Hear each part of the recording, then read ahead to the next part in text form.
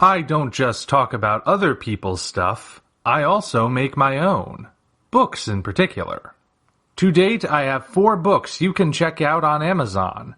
Operation Red Dragon: The Daikaiju Wars Part 1, Occult Mafia, Emerald of Maddox City, and the short story collection Assorted Absurdities, Tales of Kaiju Punk and Other Genres. Hop on down to the description for Amazon links to all 4 books. Enjoy whichever ones you read, and enjoy the video. Hello, ladies and gentlemen. I am the Omni Viewer, and welcome to Non-Moving Pictures, where we examine movie posters as art. Today we continue our journey into the final frontier. Last time we looked at the one-sheets for the first 6 Star Trek movies, and now it's time for the next generation to have its say. Thankfully, we don't have as many posters to go through this time. That last one was really long. And if we don't get to the point soon, this one will be too, so let's get started. We begin with Star Trek Generations, which was meant to be the passing of the torch from the original crew to the next-gen crew. Whether or not that was necessary isn't our concern today, since we're just looking at the poster. Right off the bat, you'll notice a clear aesthetic difference. The posters of the original era were all paintings, but this poster is the product of photo manipulation, which became the new aesthetic for posters in the 90s. Well, taking a picture is both cheaper and quicker than painting. Yeah, I suppose, but I do miss the painted style. That being said, though, the way in which this image comes together is meant to emulate those older posters. Heavy use of rich colors, abstract shapes, and various other techniques give this poster a similar aesthetic to those that preceded it, just with a different method of execution. It is literally a next-generation poster, so it's fitting. As for layout, we have a nice focal point right in the center. It may just be a bright burst of light, but being centered, it allows the eye to naturally go whatever direction it wants. You can follow the trail that leads directly to the Enterprise D, or you can go to the floating faces of either Kirk or Picard. Naturally, theirs are the faces featured on the poster, since that was the big draw. 2 iconic Starfleet captains together for an epic adventure. Or so it was claimed, but again, we're not here to pick apart the movies. Now, this is the first poster to incorporate the Federation logo into the image. It's actually kind of weird that it took so long, but the way it incorporates the logo is actually pretty neat. The emblem is only vaguely defined, fading as it reaches the 2 captains and partially disrupted by colorful lines that might or might not represent the Nexus energy ribbon. The result is an ellipse which encompasses the focal point, the lines of which guide the eye around and around to the faces of Picard and Kirk in a continuous loop. It's a literal cycle of Enterprise captains, not to mention a way to depict the 2 as equals despite their uneven placement. Being part of the same loop means the 2 are on the same level, so their importance to Starfleet and to each other is intensified. If passing the torch was the intention, I'd say at the very least the poster did a good job. But what happens when we move on to a full next-generation movie with First Contact? Well, that's where we see a bit of a dip in poster quality. By this point in the 90s, 2 trends had taken hold for movie posters: photo manipulation and floating head syndrome. There were a lot, and I mean a lot, of movie posters in the 90s that looked like this. The floating heads of the main characters above a vague idea of a scene, a style which tells us little about the movie itself. The First Contact poster is a prime example of that. We've got the floating heads of 3 primary characters, an arrangement of Borg at the bottom with the Enterprise E flying overhead, but the image tells us nothing. Now, I know that at least some of you might be thinking that what we're looking at here doesn't really seem all too different from what came before. The older Star Trek posters also tended to show floating heads above vague scenery. Other than a difference in method, isn't the First Contact poster just a continuation of that idea? Why pick on it for doing what's already been done? If you're thinking that, fair point. I can see how the First Contact poster bears somewhat of a resemblance to the posters which came before. That does not, however, mean they are the same. One element I focused on with the older posters was use of color to convey tone. The Wrath of Khan made use of red to convey a sense of rage and peril, while The Voyage Home used a different shade of red to create an inviting atmosphere. The Search for Spock had a mostly blue poster to represent Spock's cool logic and create a sense of mystery. The motion pictures poster made specific use of a rainbow contrasted with a black backdrop to convey that sense of hope which has always been central to the series, and the placement of character heads within that rainbow tells us a little bit about each of them. Now look at the First Contact poster again. What am I supposed to be feeling here? There are plenty of colors to take in, but what do they tell us? Picard, Data, and the Borg Queen are all coated in the same orange shade framed by red and purple, so nothing distinguishes them from each other. The Borg at the bottom, meanwhile, are outlined by green, blue, pink, and yellow, but this also tells us nothing. That's especially odd to me because the Borg tend to be coated lime green, a color that's frequently associated with evil. Why that wasn't done on the poster, I don't know. Even the composition is uninteresting. Remember the poster for The Final Frontier? It capitalized on the fact that it was advertising the fifth Star Trek movie by incorporating the Roman numeral 5 into the entire image. Overindulgent? Perhaps. But the result made this otherwise generic floating heads over vague landscape image memorable. For First Contact, though, you just have Picard, Data, and the Queen floating over a Borg army with little in the way of visual interest.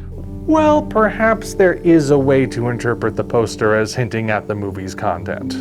The Borg Queen is positioned not only behind the heads of Data and Picard, but also between them, hinting at the manipulative, devil-like influence she wields over them. Unfortunately, something else in the composition kind of ruins that. Note how everyone, the floating heads above and the Borg army below, are all facing forward. The only thing not facing forward is the Enterprise E, which is aimed at Picard's cheek.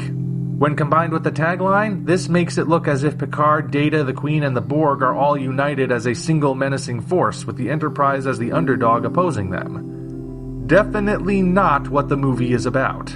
Again, I want to remind you all that what I'm saying about the posters doesn't necessarily reflect my views of the movies. So don't get upset when I say that I find the Star Trek First Contact poster to be very disappointing. It's generic at best and misleading at worst. So far, we're seeing a weird inversion. The even-numbered movie had a bad poster, but the odd-numbered movie we just saw had a good poster. You think that trend will hold? Only one way to find out. Time to move on to Star Trek Insurrection. Well, Snazzy, at first glance, it would seem the trend has continued. While this isn't a painting, it feels more in line with the classic posters than what First Contact got. I would describe this poster as stripped down in a way. There are only 3 notable subjects in it: the Enterprise E, the planet, and the face of Ruafo, commander of the Sona. Like last time, the Enterprise is flying away from the camera, only now it's aimed at Ruafo, the definite villain of the story. Ruafo's face is reminiscent of the older posters, particularly Chang's menacing face on the Undiscovered Countries one sheet. He is only defined by unusual shapes, and pareidolia allows us to fill in the blanks and see a creepy alien face. Notably, Ruafo's gaze is aimed downward rather than outward. This, coupled with the positioning of everything else, tells us that his focus is on both the Enterprise and the planet, and the red lighting leaves no ambiguity about his intentions for the peaceful sea-green world below. We also get a nice little touch with how the Starfleet emblem is incorporated into the image. The upper portion of the insignia is comprised of the planet's ring, which is important to the plot, and the lower section is outlined by the Enterprise's warp trail. The placement of the insignia also helps to frame the important parts of the image. So overall, this feels more like a true Star Trek poster than the previous one. Okay, just one more to go. The infamous Star Trek Nemesis. This one's poster is the ultimate deviation from the norm. I'm sure you'll notice something missing right away. A ship. Thus far, this is the only Star Trek poster we've seen that doesn't feature a ship of any kind. That surprises me because the ships are one of the most iconic aspects of Star Trek. Their unique aesthetic is recognizable all over the world, so not including one here? That's a puzzling choice. Instead, we're back to more floating head syndrome, but with a slightly different arrangement this time. Rather than the heads of Picard and Data floating above something, we instead see them off to the left of the image, balanced out by the film's primary villain, Shinzon. This makes the image look more akin to what you might call a versus poster, where you have the opponents squaring off on opposite sides of the frame. Of course, this isn't your typical example of that premise, since it doesn't depict a stare down like we see in the posters for Captain America Civil War or Batman vs. Superman. However, there are a few clever tricks utilized in it. For starters, consider the scaling of our subjects. Picard and Data have their giant melons to the left, as mentioned, but look at how Shinzon is juxtaposed to them. What we see of his body is equal in size to Picard's noggin, providing a subtle hint at how Shinzon is a clone of the Captain. Meanwhile, he has one arm raised with a nasty-looking dagger aimed at Data's temple. Perhaps this foreshadows the android's fate in the film? I suppose all of that could just be coincidence, but it sure looks deliberate to me. Note the use of color as well. The dominant color is lime green, like the Borg poster should have been. May as well let it slide. Green is a Romulan color too, you know. True, or at least it became one over time, but let's get back on track. The color here lends itself to creating an eerie atmosphere, but the lighting is also significant. The area with Picard and Data is dark, yet their faces are illuminated. Shinzon's half is brighter, but he is mostly in silhouette. As such, he is shrouded from view, casting a sense of mystery over him that adds to his potential menace. This is a good use of light and shadow that we haven't really seen in any of the previous Trek posters. Unfortunately, I can't say that any of those details allow the image to stand out. As mentioned, this sort of image had become commonplace for sci-fi and action posters throughout the 90s, and by the time Nemesis popped up in 2002, this was just another floating head image with little to set it apart. Heck, without an image of the Enterprise, you might not even guess it's for a Star Trek movie without the title. As such, despite some nice artistry in the composition, I can't say this poster is very good, especially not compared to what's come before. Alright, that brings an end to the Next Generation posters and an end to this particular video. But we're still not done, folks. Next time we'll be wrapping this little journey up with a look at the posters from the Kelvin timeline. Until such time as we meet again, this is the Omni Viewer signing off.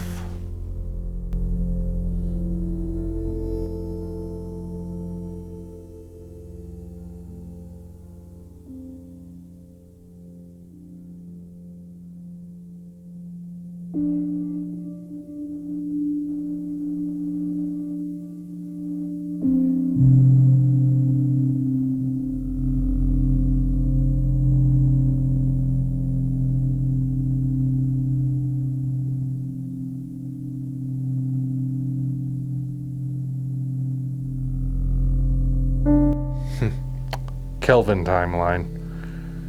That is going to be a very different chapter in this particular book. Congratulations, you reached the end. If you enjoyed this video, you might want to consider supporting us on Patreon. Of course, the other way to support us is to go to Amazon and check out our books, Operation Red Dragon, The Daikaiju Wars Part 1, The Occult Mafia, Emerald of Maddox City, and Assorted Absurdities, Tales of Kaiju Punk and Other Genres. Also check the description for links to DeviantArt and other platforms we operate. Thank you all for watching. We'll see you next time.